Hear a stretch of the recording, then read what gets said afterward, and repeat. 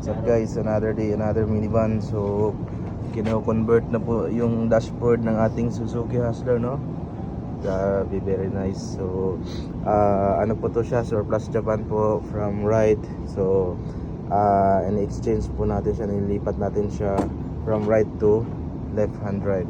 Okay, so ganito po yung conversion ng ating dashboard ng Suzuki Hustler. So yung kung ano po yung forma ng setup doon sa right side is yun rin po yung ginagawa natin dito sa left side. So binabalik po natin lahat yung mga ganito niya, cup holder, tapos dito na rin nakalagay yung kung ano yung forma dun sa kabila. Ganito rin po yung pag-convert natin. So binabalik po natin lahat. So yung sa atin po is hindi na natin kino-convert yung kambyada, hindi natin nililipat. Unlike dun sa iba is nililipat nila dito, kasi ang mangyayari kasi pag nilipat natin dito yung kambyada, ito siya, wala na kasi siyang kumbaga hindi na malakas yung kapit niya kasi mag-iiba na yung bracket niya dito eh.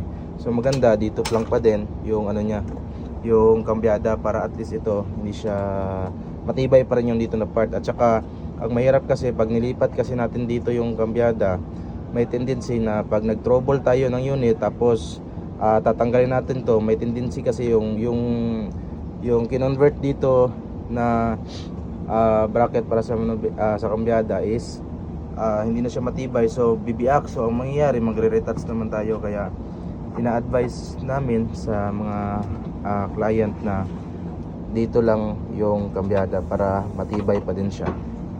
Ayan. So after nito, lalagyan natin ng pampatibay sa likod, no? Ayan. So napakaganda ng ating dashboard. So ayan.